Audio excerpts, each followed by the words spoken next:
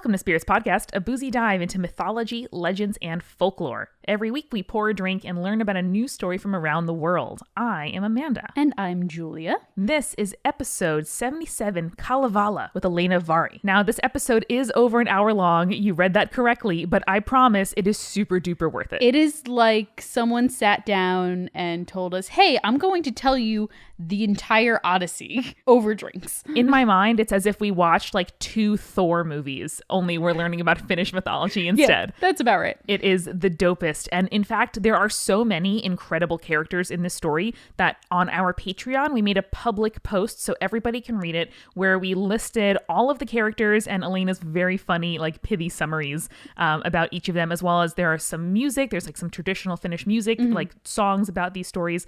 And then fine art, like links to, paintings of them. That's at patreon.com/spiritspodcast and in the description of this episode. Also pictures of her cat, who is adorable. I know. It's just, we are like so enriched and #blessed by everything that Elena has to offer.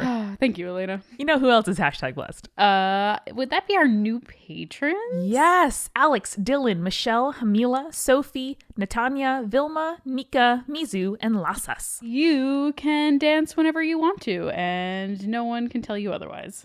And you know what? I think that more people who never show up like bedraggled and wet to meet their future spouses, that'd be our supporting producer level patrons. Neil, Philip, Julie, Christina, Josh, Eeyore, Jessica, Maria, Cami, Ryan, Phil Fresh, and Deborah. And thanks always to the bards of our hearts. Our legend level patrons: Mercedes, Ashley, Buggy, Rachel, Sandra, Ashley Marie, Leanne, and Cassie, Mizu, Lasas, and Janice.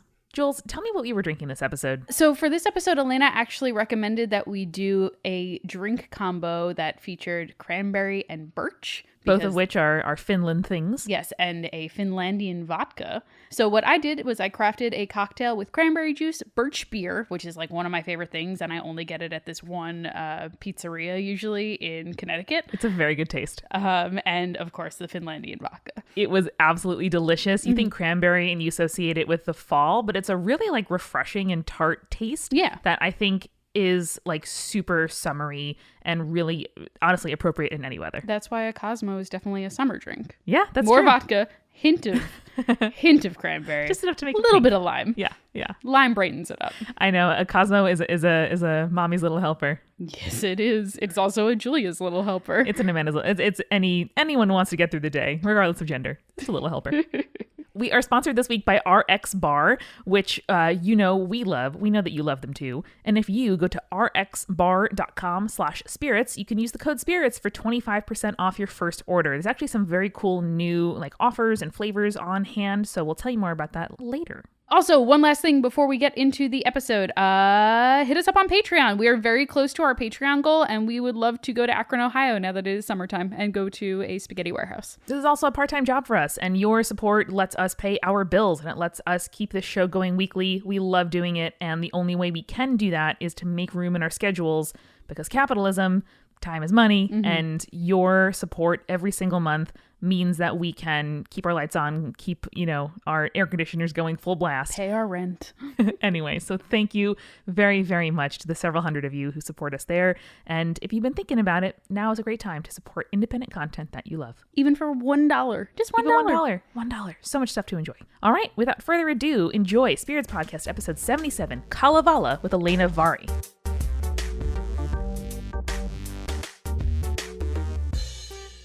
So, listeners, this week we are joined by a very special guest, Elena, who is part of a up-and-coming podcast production company called Oto Productions, and she is going to be teaching us something I don't know a lot about, which is always a fun experience for me, and Amanda's experience every week. It's true. So, Elena, thank you so much for joining us, and why don't you start by introducing yourself and what we're going to be talking about this week? Thank you guys for letting me join you. So, I'm like... my name is Elena Varg, and I am from Finland, from the northern parts of the world, and I'm very interested in the Finnish culture, and more specifically, Finnish mythology. So, I'm not an expert, but I am amateur expert on all things Finnish and magical. Welcome to Spirits. Love We're it. all amateur experts here. Yes. I love it so much. That's why I wanted to contact you on this subject, because some while ago you guys were talking about Tolkien and the world of Tolkien, and it was very interesting and I loved the episode, but there was one thing that really stuck my ear when you were talking about Turinbar. And really the where the character came from, and that is why I wanted to contact you to offer my specialities in the world of Kalevala. That's awesome. Yeah, and Kalevala, for those who don't know, is the Finnish epic. The Greeks have the Odyssey, and then there is Beowulf, but we Finns, we have Kalevala. That's great. I love me some Odyssey. I love me some Trojan War, Iliad kind of stuff. So I am psyched for any kind of epic. Tell us all about it. First, a little bit about the writer, or should I say the collector.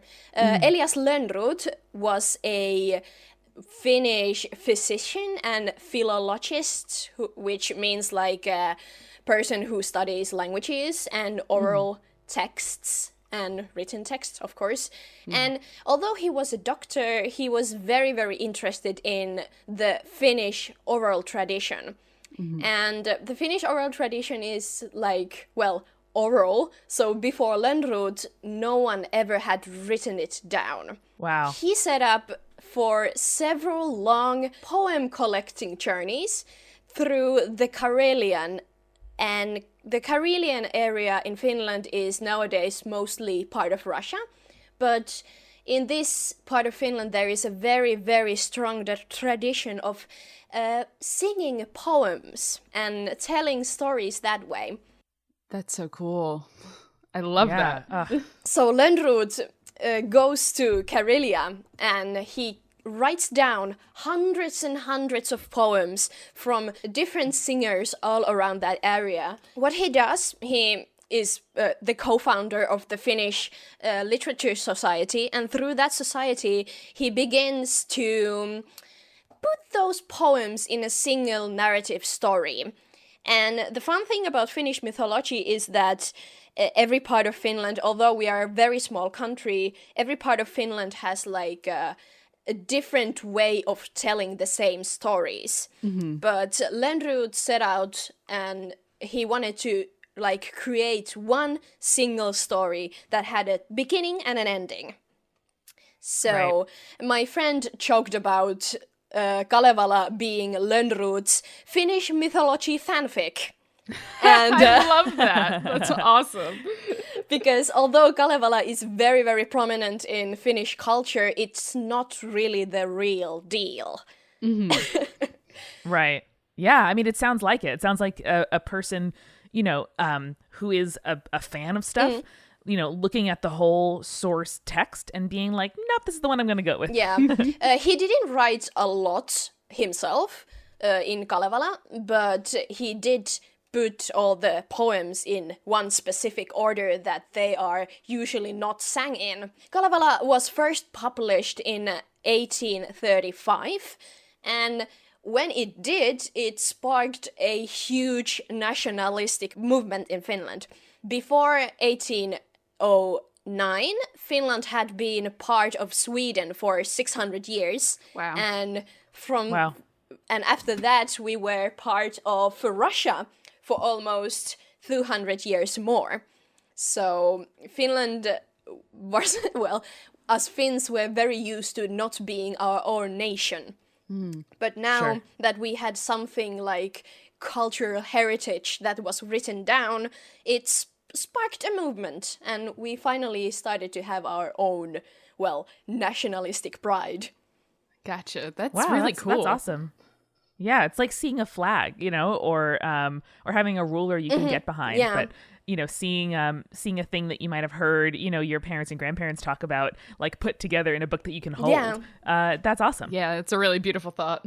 Before I start telling you the real story of Kalevala, I just want to highlight the fact how important Kalevala is in Finnish culture, because ever since we are children, the stories of Kalevala are taught to us in preschool, in elementary school. I remember still learning about them in middle school. Like any good story, it begins with the creation myth. Of course. The creation myth of Kalevala begins when there is nothing more in the whole universe except water and air. Ooh, good start. And in that air lives Ilmatar, or you could translate her name into the spirit of air, but like a female spirit of air. Mm-hmm. She just flies around over the water and one day just gets bored and then decides to go for a swim. She plunges down, and after a while she's been swimming, she begins to feel lonely. And as she starts feeling lonely, the sea winds just gather up and make her pregnant with a child. Checks out. Oh no! Never fuck with the sea god. I guess never get bored in the ocean also. Yeah, don't get bored in the ocean. The air god, or Ilmatar, just keeps on swimming. Years go by, and one day, when she's just lounging in the water, a scaup lands on her knee. And a scaup is like a small water bird. Mm-hmm. And it just creates a nest on Ilmatar's knee and lays 7 eggs, 6 iron eggs and 1 golden egg. Ooh. As the nest is ready and the eggs are there, the scaup begins to brood the eggs. And the brooding actually burns Ilmatar. So she moves her knee and the eggs break. Oh no. And as the eggs break, they create the sun, the moon, the land, the stars, and the clouds. Okay, so good breaking. Oh, wow. Yeah, and I love how physical that is as well, because unlike, sort of Christian creation myth that we hear where sort of, snap the fingers and wave the whatever and the everything comes into being. Yeah. This is I know the feeling of holding your leg really still and not wanting to wake up your partner or a baby that's resting on your leg, and then you have to, because your leg just really hurts and you have to move it. It's so physical, and I love that so much. I love the idea of this massive woman just laying in the water, and a small bird just creates a small nest on her knee. It's very cute. Yeah. Ilmatar keeps on swimming, and now she has been pregnant with a child for 30 years. Oh no! Inside her womb is her son, and she names the son Väinämöinen. And Väinämöinen is literally the main guy in Finnish mythology. He is the dude in our stuff, in Kalevala. Väinämöinen has been in his mother's womb for 30 years, and he begins to, get frustrated about it. So, I would be too. Yeah. So, and is he around? Is he conscious in that time? Yeah, he's living there as a grown man, and then he wants and then he asks his mother if she would birth him. Could you please let me out? But can we get this going, the man baby Jesus that we like to point out in art, where it's it's a tiny man, and that's just Jesus. Yeah, but Ilmatar doesn't listen to Väinämöinen. She just keeps on swimming. So Väinämöinen decides to crawl out himself. As Väinämöinen exits her mother's womb, he falls into the water. And he swims in it for 6 more years until he gets back to the land. Y'all swimming a lot. Yeah. It's a lot of swimming. When he comes to the shore, he finds that the land he has arrived at is very barren, and there nothing grows there. There is literally nothing except the land. This is a very odd part, because suddenly, out of nowhere, there is another man named Sampo Pellervoinen who just shows up out of nowhere. He just arrives hey Väinämöinen, I know how to make trees grow. And he does that he makes the trees and the bushes and the plants grow. And suddenly the world is not barren anymore. Even though Pellervoinen can grow trees and bushes, he cannot grow like grains and like plants that we nowadays know that people grow. So Väinämöinen is a great, great singer. And in Kalevala's perspective, singer means a magic person, like a magical person. Oh, interesting. Oh, wow. Because all the spells and conjurings and such are made by singing. And Which is really cool because you said that this tradition was originally told through song, right? yes, that That's is awesome. what Yeah. I find that also very, very like cool because when you are telling the story, you are singing it, and when the characters are doing magic, they are also singing it. Yeah, That's that like gives cool. me goosebumps, you know? And also if you kind of abstract it one level more, you know, that is how we create ghosts when we talk, you know, like we conjure up stories and people out of nothing. Yeah. So it makes so much sense that those two would be tied together. Yeah. Anyway, Väinämöinen then begins to create a field, like he slashes and burns down a patch of trees, and like with his song, he creates a very, very fertile ground for sowing barley, because barley grows very well in the land that is not very fertile. Anyway, that is how Väinämöinen created fields, and the tradition of creating fields and growing wheat. This is a funny part because this is where the creation myth ends. There is no explanation how people came to be or how animals became to be. They were there. Wow, maybe they showed up one day and said, "Hey, I can make bushes." And then you know, just started like making families. Yeah. But that is the creation myth of Kalevala, but this main story is the one that we Finns are being told time and time again. It begins with Joukahainen. He is a very young man who is very full of himself, and he hears about this very, very old sorcerer named Väinämöinen. And he wants to challenge Väinämöinen and show him that he is the man, not some old dude. He knows the words of the land and he knows the greatest songs. So he goes on and searches for Väinämöinen. And how about that? He finds Väinämöinen and he dares Väinämöinen into a battle of wits. Who knows more? Oh no. And Väinämöinen plays dumb. Like, okay, young man, what do you know? I barely know anything. And Smart. And Joukahainen begins to tell him about everything he knows, about the way the wheat grows, about the way the waves are created. And Väinämöinen he humors Joukahainen until Joukahainen lies and tells Väinämöinen he was there when the sun and the stars were created. And Väinämöinen knows that the suns and the stars were created even before he was born. Right, because he was there. Mm-hmm.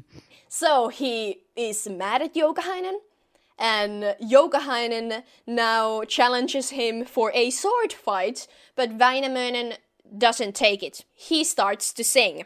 As he starts to sing, everything Joukahainen came to Väinämöinen with, his carriages, his sword, his dog, his horses, they begin to turn into different parts of the nature. They turn into stone, Wow. they turn into trees, and Joukahainen cannot do anything but watch when everything he owns turns to nothing. Dang. And the last thing Väinämöinen sings is for Joukahainen to fall into a bog and start to sink there. Wow. That's awesome. So now Joukahainen is in big trouble, and he begins to plead for Väinämöinen.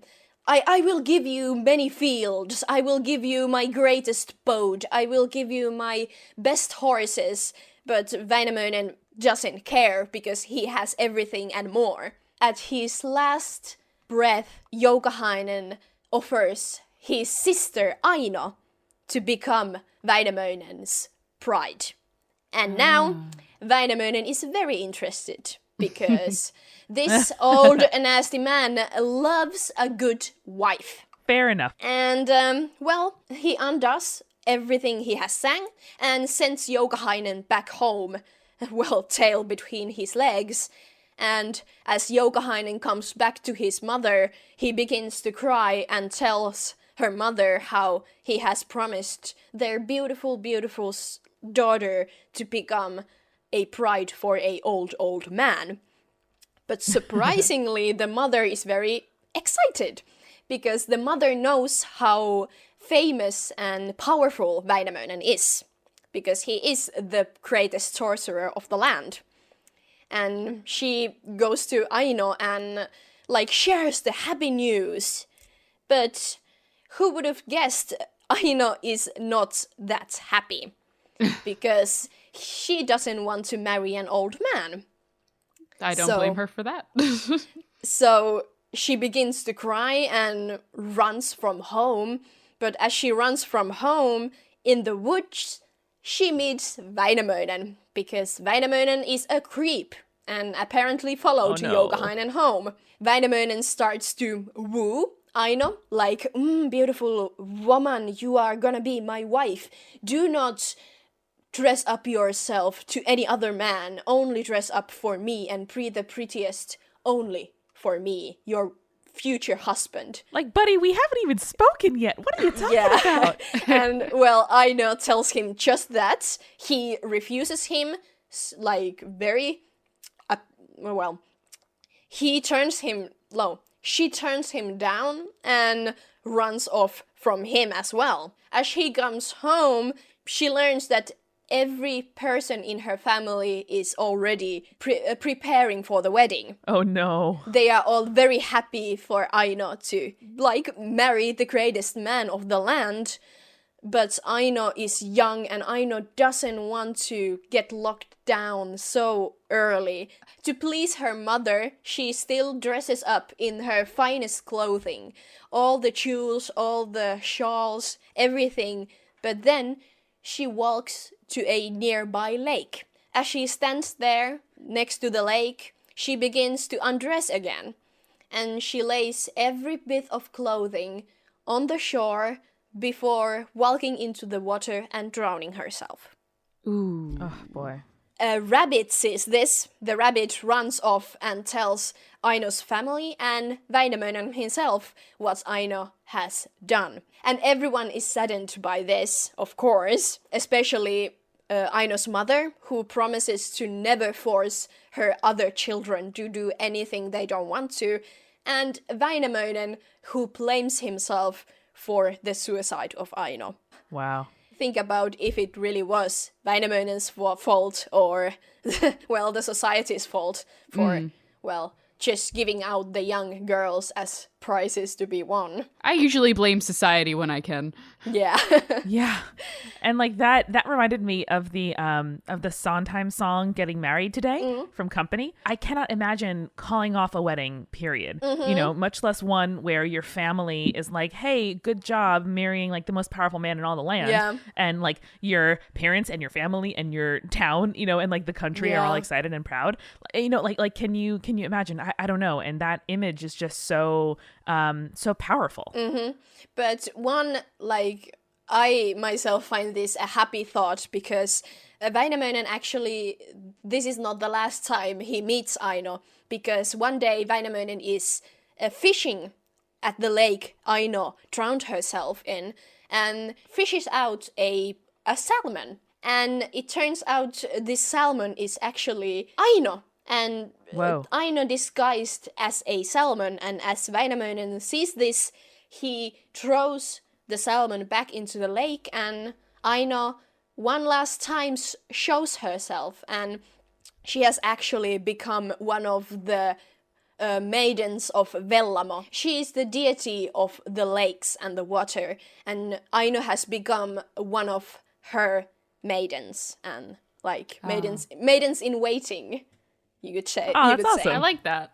So Yeah, and like the creation, story that we started with, she gets to just like chill in the water all day, and that sounds pretty fun. but the story continues by Joukahainen, Aino's brother, of course, wanting revenge on Väinämöinen because he blames Väinämöinen on Aino's suicide.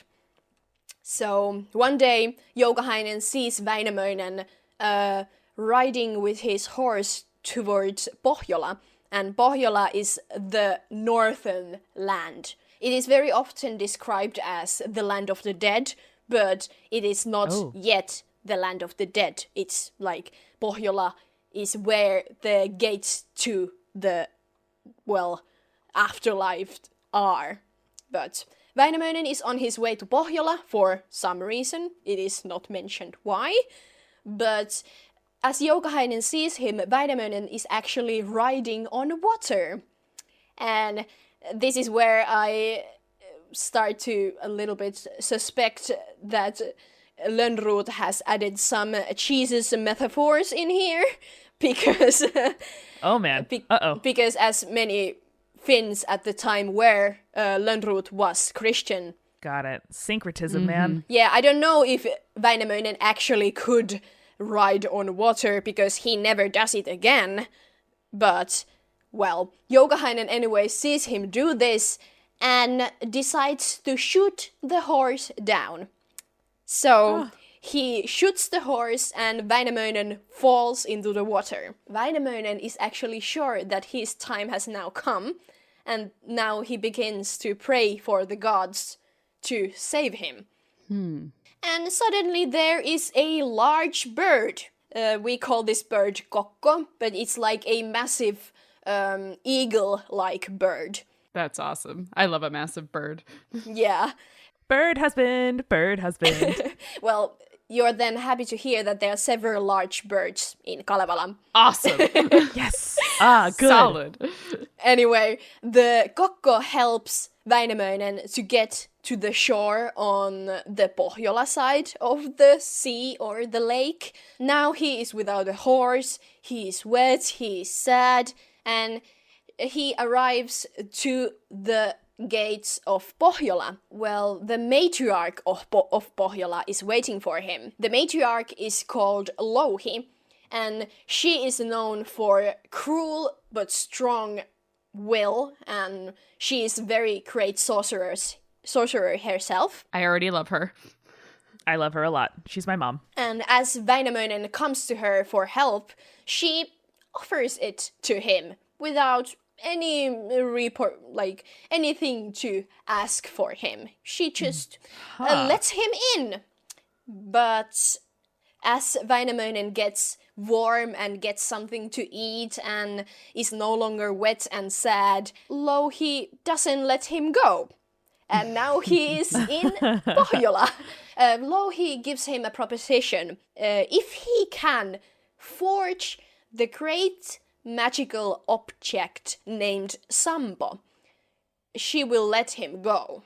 And if he gives the Sampo to Louhi, she will also let him marry one of her daughters.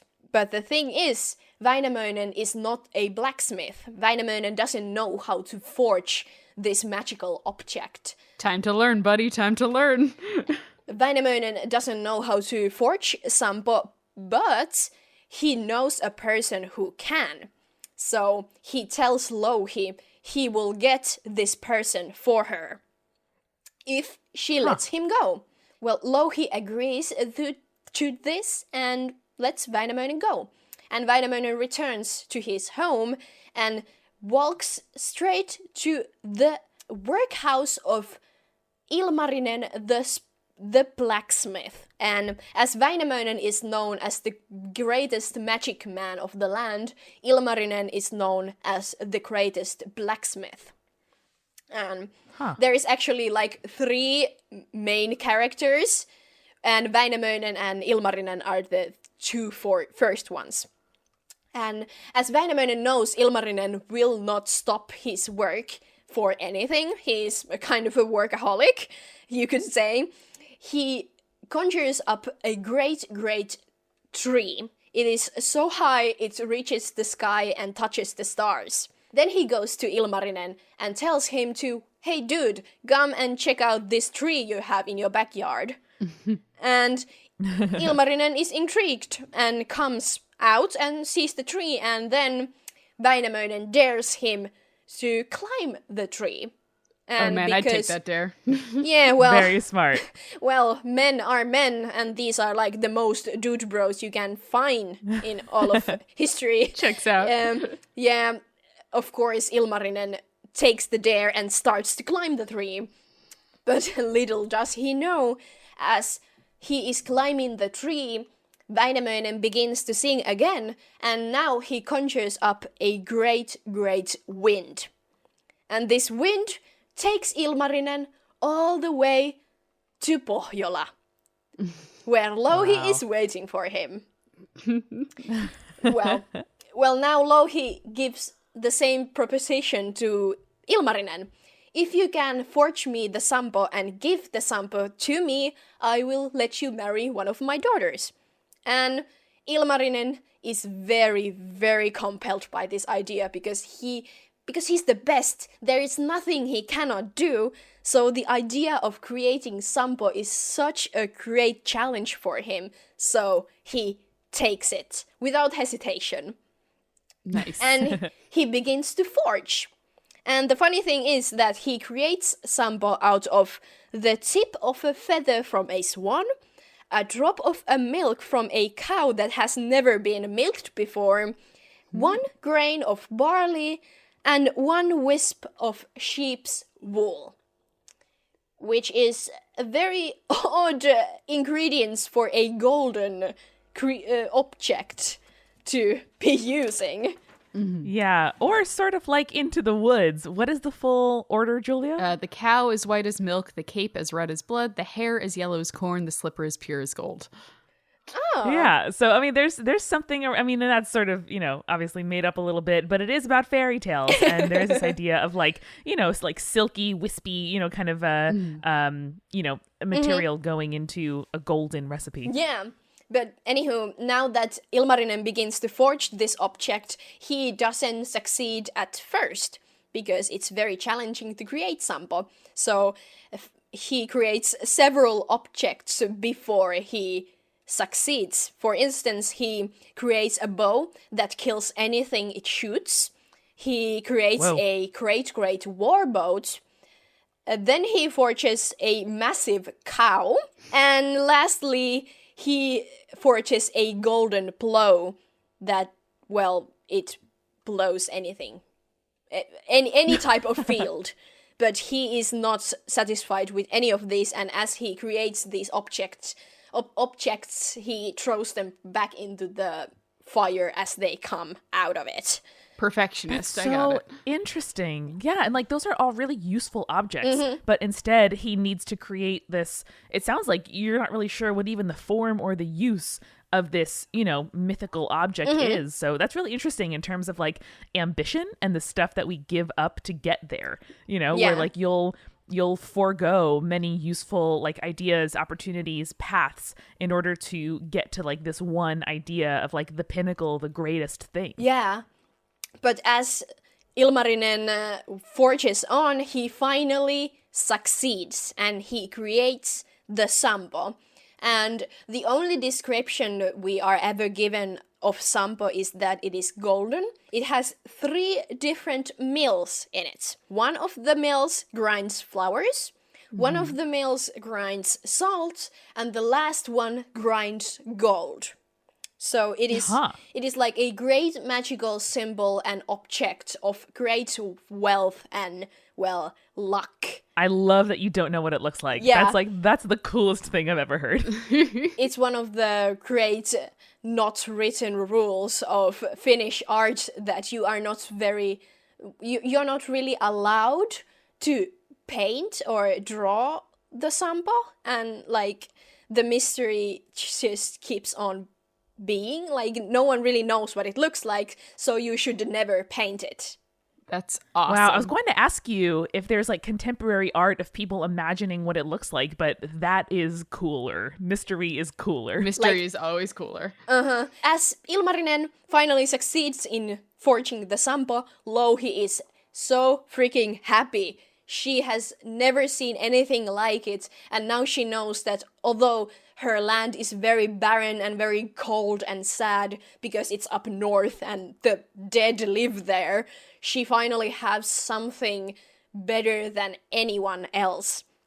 So he is happy to let Ilmarinen choose one of her daughters as a bride. As you can expect, it doesn't go that well, because when Ilmarinen goes and asks one of the daughters for her hand, the daughter doesn't, agree to this, because Ilmarinen is very dirty. He has been working all day, he's working all the ways. He never even gave a look for the girl before he was ready and done working, so the girl is not interested. This seems to be a common theme. Yeah. I know. I love that there are so many women who are like, I'm sorry. Yeah. As Louhi gets the Sampo, she locks it up behind 9 massive locks and then buries it into the bedrock of Pohjola. And although Ilmarinen is very, disappointed in not getting a wife, he is still very, happy about his work and just leaves Pohjola and goes back home. All right. That's not the worst Fair ending enough, to that fair story. And now we get to meet the final and third main character in this main Kalevala story, and his name is Lemminkainen. And when I was younger, Lemminkainen was my favorite character because he is, let's say he's very ridiculous in a way that he is the most arrogant asshole you can meet. Yes. He is a great fisherman, a young man with good looks and great skills, and, he is very talented and full of himself. Yeah, fuckboy. He is the OG fuckboy of Kalevala, because he is very into women. He loves, fucking around, as they say. Sure. And he is a bit of a womanizer. Well, then his mother requests for him to finally settle down, get a wife. So he, of course, sets out to get the most beautiful woman in the land. Rolls eyes. Yeah. This woman is named Kyllikki, and Kyllikki is known for her love of dance. He is dancing every night, goes from party to party, and she's just a joy to hang out with, and, she is the most beautiful of them all. As Lemminkainen arrives to Kyllikki's home island, every other woman falls in love with Lemminkainen except Kyllikki. Yes. Checks out. It wouldn't be a story if it happened any other way. But sadly, Lemminkainen gets very frustrated about this and ends up snatching Kyllikki out of one of the parties and just riding off with her. Oh, buddy. No. Uh-oh. Oh, no. Yeah, no. There really was no consent in this, because as they are riding off, Kyllikki is very mad at Lemminkainen, let me down, I don't want to go with you. I do not blame her. Yeah, but Lemminkainen starts to sweet talk her, yes, become my wife, I will give you all the things you will ever need, and I will be so sweet for you. And Lemminkainen is very handsome, so Kyllikki, she proposes a deal. If Lemminkainen will never go to war and wage war, she will become his wife, and she will not go on dancing every night, because it is for some reason very bad for women who are married to dance ever so often. Sure. Yeah, I don't know. It's kind of making the best of a bad situation to be like, okay, I know that you're in the middle of kidnapping me, but how about you stop kidnapping me and also world peace? And, if one lady has to marry one, good looking fuckboy, that's a pretty good calculus. Yeah, but sadly, of course, it doesn't end like that, because as they get married and as they live on, Lemminkainen one day stays a little bit longer on one of his fishing trips. Kyllikki gets bored and just for one night she goes out to dance. And when Lemminkainen comes back, one of Lemminkainen's sisters tells on Kyllikki. And Lemminkainen gets to know that she has not kept her promise. And this angers him a lot. So he collects all his things, all his war gear, to go and wage war in Pohjola, where Louhi rules. And as Kyllikki and Lemminkainen's mother try to warn him and try to not let him go, he throws them one of his hairbrushes, because he's a fancy man, of course he has a hairbrush, and tells the women that if this brush begins to bleed, I am dead. And then just runs off to Pohjola. This is very dramatic. As he arrives to Pohjola, he fights everyone. He literally fights everyone he meets. All the young men, all the old men, everyone who can lift a sword, except one person, this very old and blind shepherd. Lemminkainen tells this shepherd that he is not worth Lemminkainen's time. And then Lemminkainen just goes on, and the shepherd is very hurt, and like his pride has been shattered, and he, goes away to seek for revenge on Lemminkainen. In the meantime, Lemminkainen goes to Louhi and tells Louhi to give him one of her daughters to marry. And Louhi is not very keen on doing this, because Louhi knows Lemminkainen is already married. When Louhi tells this to Lemminkainen, Lemminkainen tells Louhi he doesn't care for his wife anymore. Although Louhi doesn't want to give in to Lemminkainen, she still tells him that if you can conquer all these tasks I give you, you can have one of my daughters. So the first task is to catch the devil's elk, or the devil's moose, which is oh my god, which is like a massive devilish animal that just roams the forests of Pohjola. I just love that imagery. I love the image of a devil moose. I need want it in my them life. to be my child. Have you ever met a moose in the wild? They're insane. They're huge. Yeah, very far away, but it was scary and beautiful. Yeah, they are very big, and there is a lot of them here. Lemminkainen actually succeeds in this, and he brings Louhi the moose. And then Louhi has to figure out another task, so she tells him to catch her the flame-maned horse of the devil. And Lemminkainen goes on and does that as well. And Louhi is beginning to be very, desperate. Oh boy. So he tells Lemminkainen to go on and hunt her the swan that swims in the river of Tuonela. And Tuonela is the underworld of Finnish mythology. Mm-hmm. And the river of Tuonela is, the gateway to Tuonela. Gotcha. So Tuonela is very much, you can compare Tuonela to Hades in the Greek mythology. So they are very similar. And, if you go into the water of Tuonela, you die, because you step through the gates of Tuonela.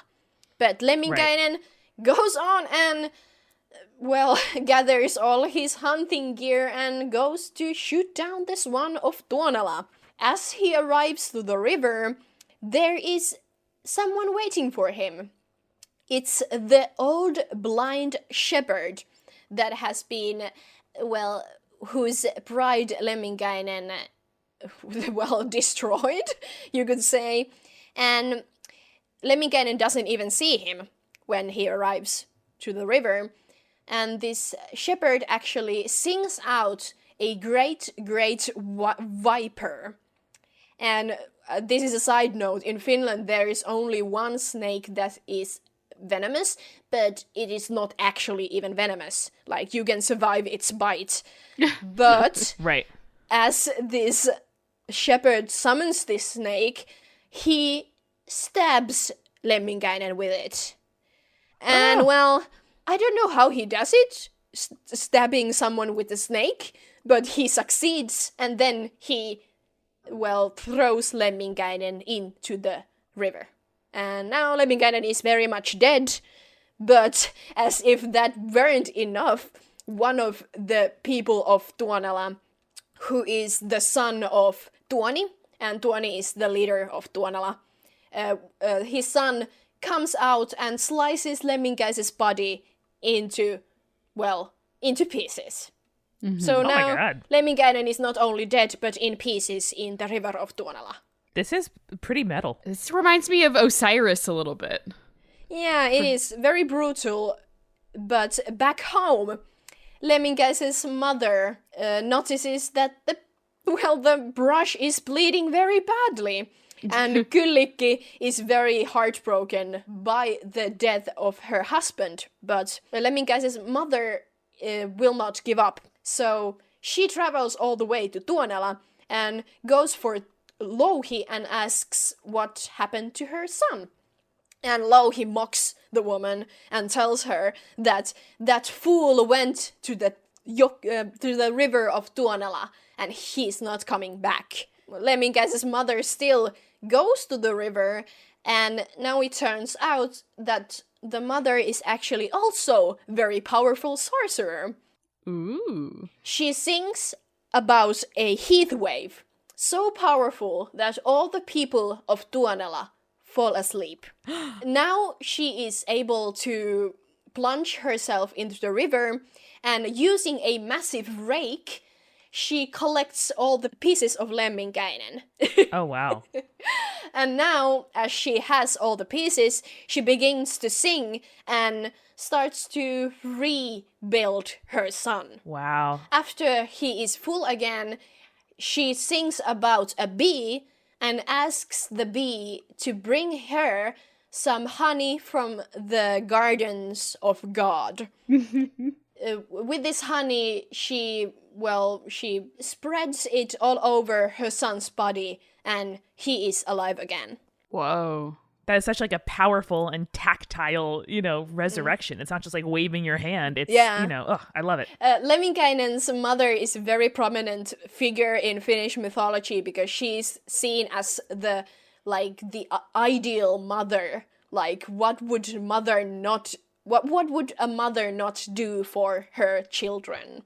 Mm-hmm. So right, sort of like a mom who like lifts a car up off of her kid, or something crazy. I see how that could probably be a lot for a person to try to live up to. Yeah, but also it's pretty devoted and beautiful. But sadly, Lemminkainen is, well, in my opinion, he doesn't deserve his mother, because as he wakes up, he doesn't even thank her.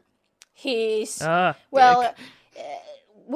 even though the mother tries to warn him and tell him that now you must learn your lesson out of this, he still cannot get his mind away from revenge on Louhi and Louhi's people. Oh no. Oh, buddy. I bet there are a lot of parents right now being like, yep, yeah, that's how it is. Mm-hmm.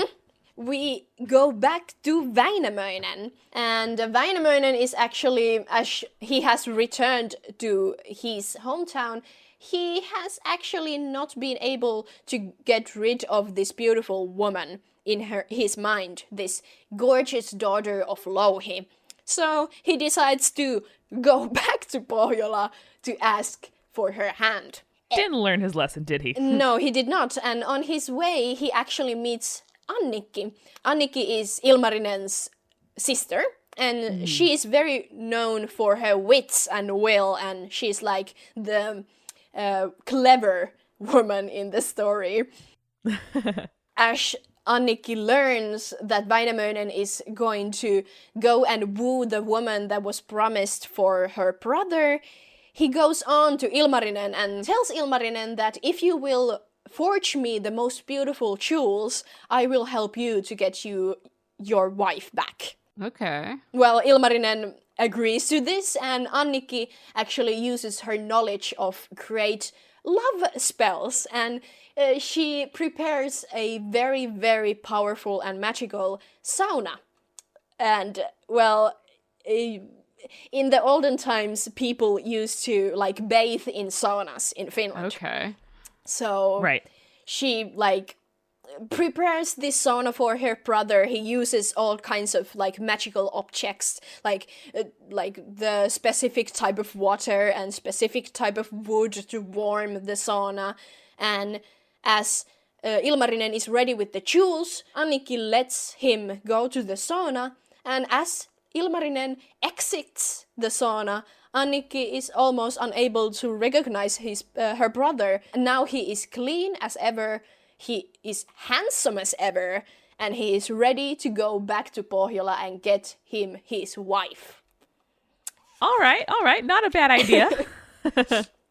All right, and now Väinämöinen has arrived to Pohjola, but before he goes to Louhi, Louhi has actually learned of Väinämöinen's plans. He now tells her daughter to accept Väinämöinen, because Väinämöinen, as we all know, is the most powerful man in the land. So Louhi really wants him to be her son-in-law.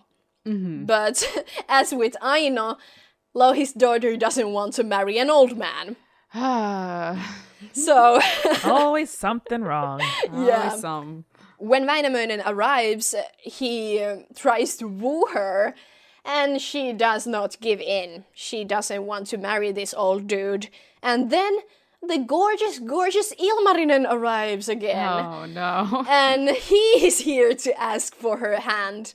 Unlike the last time they met, Ilmarinen is now very intent on marrying the daughter, and now he is clean and very handsome and also powerful. Like, come on. Louhi's daughter really wants to marry him, but just like with Lemminkainen before, Louhi doesn't want to give her daughter to Ilmarinen, so she gives him 3 tasks to conquer before he can get her daughter's hand.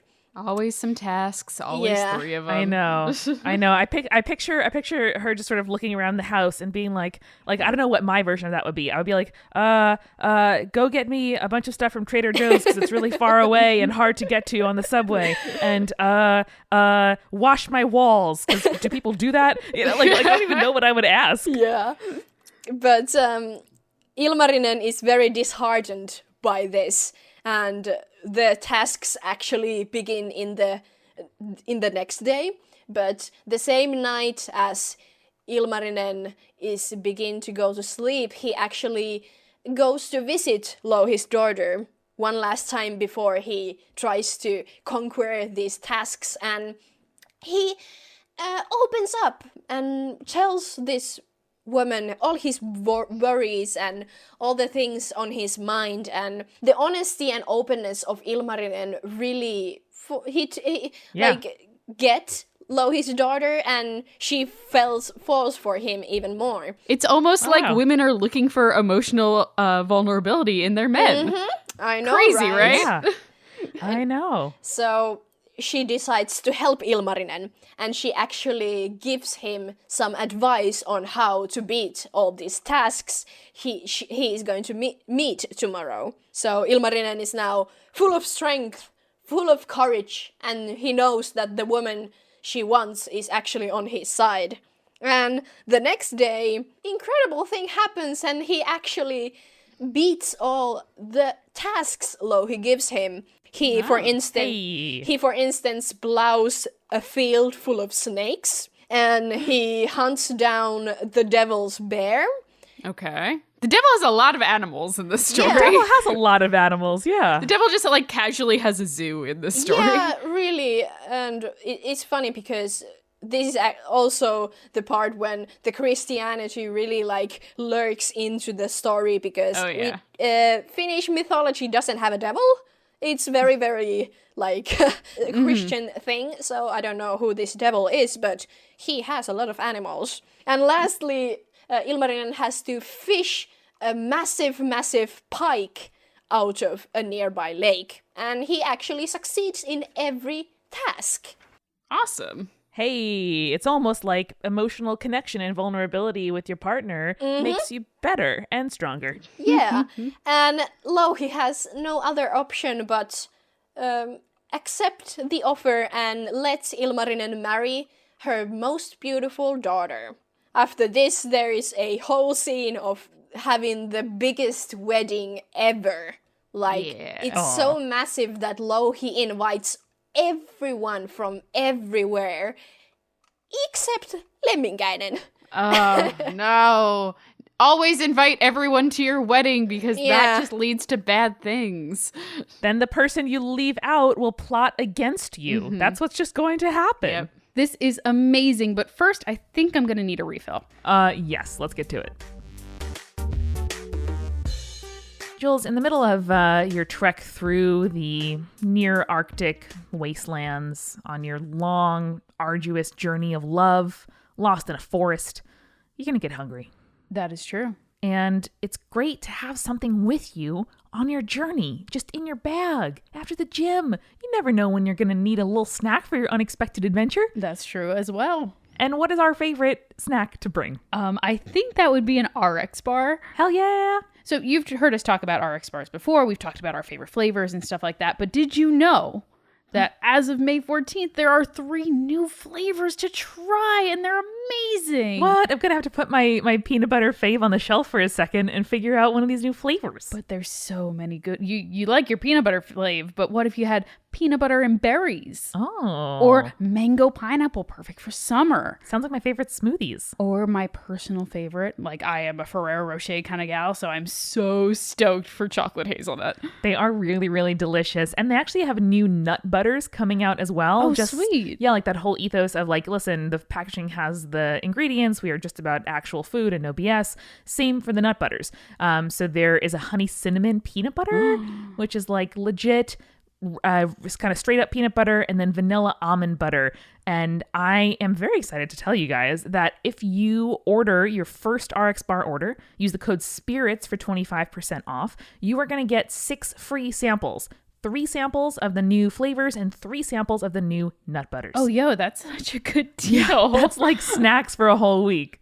Snacks on snacks. Yeah, and they're so affordable. Seriously, we love these people. We love RX Bar. We love the product. So you can go to rxbar.com/spirits, enter promo code SPIRITS at checkout, and for a limited time through the end of June, so through June 30th, 2018, you get 6 samples with any first order. That is awesome. I actually cannot wait to toast up some sourdough and put that honey cinnamon peanut butter on top. That sounds amazing. See, I'm going to do some like early summer tart apples and try that stuff out. Yo, that's going to be awesome. Yum. All right. Thank you, RX Bar. rxbar.com/spirits, 25% off.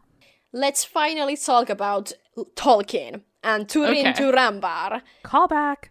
Yeah, as I mentioned earlier, Tolkien actually was very inspired by Kalevala, and he was especially a big fan of the story of Kullervo. And he actually rewrote the story of Kullervo and named it the story of Kullervo very imaginatively. But he very much liked the story so much that he based his character Turin Turambar on Kullervo. And Kullervo's story is very tragic and very brutal, and it begins with 2 brothers, Untamo and Kullervo, who hate each other. And they hate each other so much that Untamo one day decides to slaughter everyone in Kullervo's village, all of Kullervo's people. That is very extreme. Yeah, but again, except one, Kullervo's pregnant wife. What? And yes, and he takes the mother in, and as she gives birth, he keeps the son, which Kullervo's wife names Kullervo. And Kullervo grows up as an orphan. His mother is nowhere to be found, and Untamo basically has Kullervo as his slave.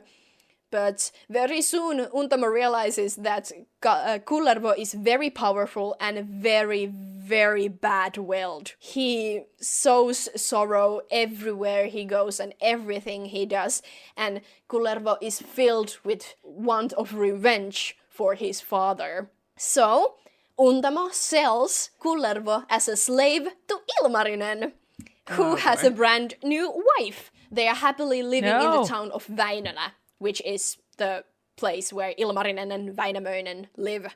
Kullervo is given to Ilmarinen's new wife, and the wife, although seeing Kullervo's great strength and talent, she gives him the most undesirable job as a shepherd.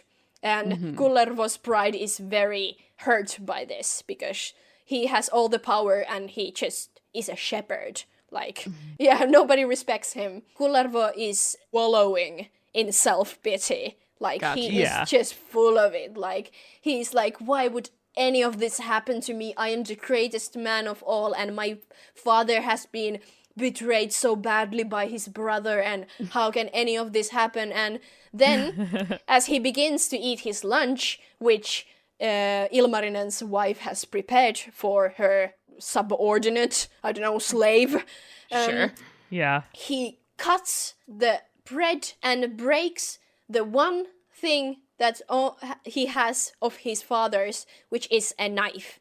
Oh, no. No! And it turns out the wife is actually very mischievous and has baked a stone inside of Kullervo's bread. Ooh. This is a bad situation. Yeah. You should not enslave people. This is That's a given. Yeah, that's a very, yikes situation in Kalevala, because it is mentioned very often that Ilmarinen has slaves. Like, weird. no one else has slaves in Kalevala except Ilmarinen. And Not he's great, like buddy. the good guy. That's not what you want to be known for, Yeah. like in town or at church or at the market. Yeah. Like, oh yeah, that's them down the road. You know, they have slaves. Ugh. Yeah, but as Kullervo breaks his knife, he goes insane with rage. Oh boy. He has never been as angry as he is now, and he begins to sing, because of course he does. And he sings a great, great herd of wolves and bears. Oh. And he commands this herd of beasts to first eat all the cows that he has been herding. And then Yikes. he leads the herd to Ilmarinen's wife. And the wolf and the bears tear her apart. So, Oh boy, that's an ending. yep, she dies a very, very brutal death. And Kullervo decides to, get the heck out of there, because he knows he will face the wrath of Ilmarinen if he stays. Yeah, no kidding. So now Kullervo is on the run, but he hears a rumor that actually his father and mother are not dead. He goes after this rumor, and lo and behold, he finds his family. And they are reunited with happiness and tears, and everything is good for a while. Although he does hear that one of his sisters has gone missing, but it doesn't matter, because now he has his family and they are happy together. Sadly, everything Kullervo does goes wrong, as usually things do, and whatever he does for the work in the farm or on the fields, everything just turns to crap. The weeds he tries to sow is all rotten, and if he tries to hunt, his equipment don't work, and he's not a very happy man still, even though he has his family back.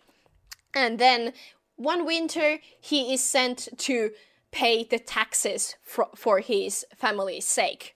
So he takes a wagon and just sets off through the snowy forests. And on his trip, he meets several women and tries to woo them to his wagon, if you know what I mean. And as he is very unfortunate, none of them really take his bite. Oh boy. And this, of course, angers him. And the final woman he meets, skiing on his path, he snatches to his wagon and, well, goes off. Too much ladies snatching in this story, in my opinion. But Indeed. The woman he has now with him is very mad, of course, because why the hell are you stopping me from skiing where I want to go? Let me go, thank you very much. But Kullervo brags about his wealth because he has all the taxes with him. He can show how much money he has, although it's not technically his anymore. Right. And he's very handsome. So the woman is seduced by him. He parks the wagon into the woods and they have some good time together. And after sleeping with each other, the woman wants to know more about this mysterious, handsome man she has met on the snowy road, and she asks about his family, like, whose son are you and where are you from? And as normal questions. yeah, They and are. as Kullervo tells about his father, Kalevala, it of course turns out this woman is his missing sister. Oh, no. The sister, upon hearing this, she goes mad with shame and sorrow, and they have been parked near a very strong rapid, it's not a waterfall, but almost like a waterfall. Oh, no. And as you might guess, she throws herself into the rabbit. Yeah. Nobody should commit suicide for any reason, especially shame. Yeah. But why is it always the women that do this in the story? Yeah. But sadly, the story of Kullervo is not a happy one. And as he is very shamed also by this, he decides to finally take revenge on the person he blames this all on, which is his uncle Untamo. So he takes his sword, he takes his carriage, and he goes to Untamo's village and kills everyone in there. Every woman, every child, every man, every animal. The bloodbath is massive. And after this, he walks back, all bloodied, the sword still in his hand, to the spot where he, disgraced his sister. And he lays the sword upwards into the ground, the blade towards the sky, and he throws himself upon that blade. Oh, buddy. Oh, buddy. What a sad situation. Yeah, so that is the story of Kullervo. And it is not a very happy Wow. one. And this is I don't know why, but this is the one Tolkien liked the most. That seems like Tolkien, though. Let's be real here. Yeah, it's true. It's very extra. And it also has these themes that we see a lot, repeated in just like stories that people tell each other, but especially in novels of, like heroism and irony. Like this is like a Greek tragedy, in like its construction, which I guess for some reason, like that's the kind of shit that people on some level like to hear. Yeah, I don't know why people are always so interested in tragedy, or myself, I am very interested in the witch hunts, which are one of the most gruesome things in human history, but I still am very, very interested in this. Mm-hmm. Yeah, I don't know. I mean, maybe it's something about, we all feel like fate kind of happens to us, that life happens to us sometimes, that as much as you want to think that you're in control, sometimes it happens that, you feel as if you can't really control anything. Yeah. And so in a story where somebody does their best to control their circumstances and in the end, a prophecy happens to them or bad things befall them that they unknowingly created for themselves. Even though it's sad, maybe it is on some level reassuring that, at the end of the day, we can't control anything. Yeah. And that might make people, in kind of like an ironic way, accept that fact about life a little bit easier. Yeah. But now let's finish the story of Kalevala. This is like the grand finale of Kalevala, Right. in which Väinämöinen still living happily in Väinölä, begins to wonder about Sampo. And why on earth would Louhi own Sampo, even though a man from Väinölä has forged it? Mm-hmm. The more he thinks about it, the more he wants the Sampo back in his hometown. So he goes to Ilmarinen, who is still heartbroken about his wife's gruesome death. And beckons him to join him in a grand robbery scheme, you might say. It's a heist. Yes, it's a heist. Yes. And the two men also are joined by whom other but Lemminkainen, who is very pissed off about not being invited to the biggest party of the century, and also a little bit pissed out about, well, dying because of Louhi. The three men began their journey from Väinölä back to Pohjola. On their way to Pohjola, they actually fish a massive pike. One of those large fishes Ilmarinen actually had to fish for Louhi in his tasks he had to conquer. But with this one, Väinämöinen actually takes the jawbone of the pike and creates the first kantele. And kantele is a very, very traditional Finnish instrument with strings that you play. You hold it in your hand and you play the strings. It's very much like a harp, but it's a Finnish instrument, and actually it is the one instrument you usually help the singer who sings the songs of Kalevala. Okay. It's the one magical, well, not magical. It's the one instrument you use to tell the story of Kalevala. It's Gotcha. like the melody comes from the kantele. Wow. That's beautiful. Väinämöinen creates the first kantele out of a fish's jawbone. So, as they move on, they come to Pohjola and they meet Louhi, who is very, very surprised to see these three dudes back in town. And I bet. Her surprise turns to anger very quickly when Väinämöinen Väinämöinen tells her to share the riches of Sampo, for Pohjola not to have all of its wealth and its luck and its good things. Mm-hmm. Louhi should share the wealth of Sampo. But Louhi, of course, is not into that. And before Louhi gets to do anything, however, Väinämöinen begins to play his kantele. Uh-oh. And the song is so beautiful and so, hypnotizing that everyone in Pohjola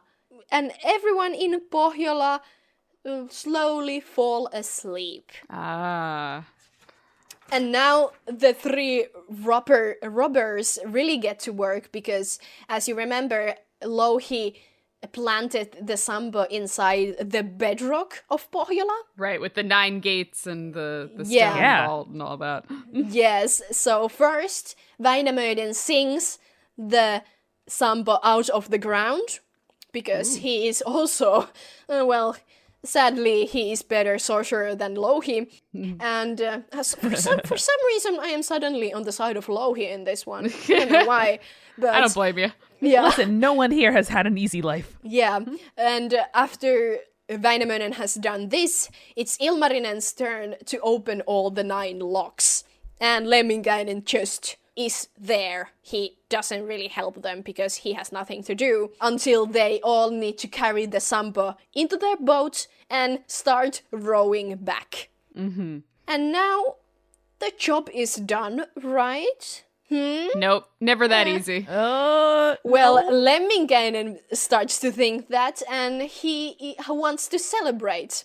So he wants to start singing. Oh, buddy, no.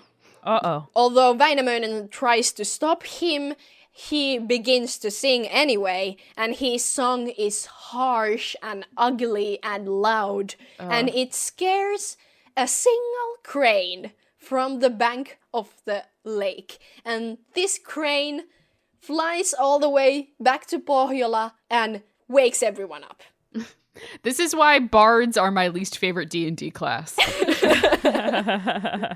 They're powerful. Yeah, but then again, Lemminkainen is not a very good singer, and that's No. why it was harsh, and that's why the crane got scared. If it was Väinämöinen, maybe we wouldn't be in this scenario. That's But fair. Really, yeah. Louhi is of course furious, so she begins to sing, and she conjures the Ututyttö, who is you could translate her name into the girl of mist, or the mist girl. Who My is favorite the, character so far. Yeah, she is the deity who creates mist, of course. She tells Ututyttö to go and get Väinämöinen et Ko's both lost in a great, great mist. And then Louhi sings and conjures Ikuturso. And you can't really translate that name, but Ikuturso is like a kraken because it's a great, great lake monster. Awesome. Louhi sings for it to attack Väinämöinen and their boat.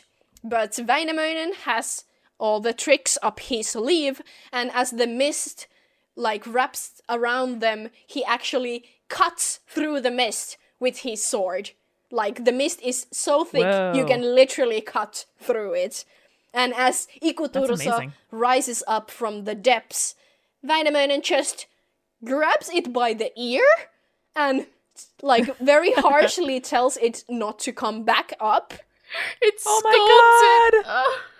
It's like a mom.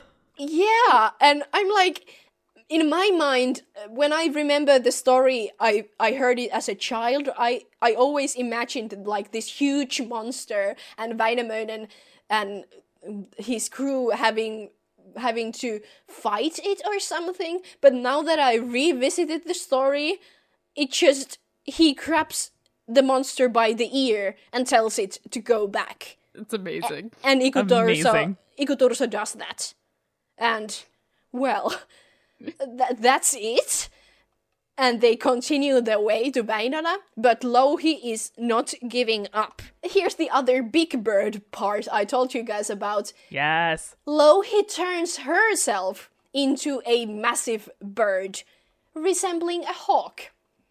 And she actually tells her troops, all the war troops she has, to climb up her back, and then she flies after our 3 robbers from Väinölä. And as they catch up to them, there is a massive fight. So Ilmarinen and Lemminkainen are fighting Louhi's troops, and Väinämöinen himself is fighting Louhi. And as this all goes on, Louhi tries to reach for Sampo with her massive claw, but she drops Sampo into the water, and the Sampo shatters into a million pieces. Oh no! Whoa. Lost to time. I can just imagine this one single pause, like this 1 second of silence, until everyone kind of gets back up on Louhi's back, and Louhi starts to fly away, cursing Väinämöinen, cursing Lemminkainen, cursing their whole land because they took the great treasure from her. And, well, Väinämöinen, Lemminkainen, Ilmarinen, they all go back to Väinölä, very sad, very bummed out that, well, they did all that trouble for nothing, really. Yeah. But as they arrive to the shore, Väinämöinen realizes that all the pieces of Sampo have actually drifted on the shore, began to make the shore very, very fertile. So Väinämöinen goes and picks up all the pieces he can find and takes it into his village and gives it out for everyone and buries it into the ground. And with this, the village of Väinölä has never been more fertile and more lucky, and actually they get what they wanted. They got awesome. Great fortune for their land. That's so cool. Wow. This is technically the ending of Kalevala, although there is several stories afterwards in which Louhi tries to take this happiness away from Väinölä, but every time she tries, she fails. Wow. That's so cool. I guess one of the lessons here is that if you need to like get rid of a murder weapon or something in Finland, don't break it up, just burn it, just to be safe. Just to be careful. Yeah. Yeah, that is the story of Kalevala. And, well, it was a long story, but it actually is very much longer than this. Wow. Well, that was so fascinating. Yeah, that was amazing. That was so good. Wow. Well, I'd love to hear from fellow listeners who might have grown up with the story or have similar ones where you're from, and kind of your ideas about why is this the thing, you know, that we still teach and repeat. It most likely is because Finland is such a small country that we literally have nothing else. We only have the one book. And sometimes, look, you work with what you've got. And if that's the story that was, you know, repeated and written down at the right time and, you know, ticked the right boxes in terms of nation building, you know, then you get to decide which parts of it you keep and which ones you think are important, you know, in the modern day. Yeah.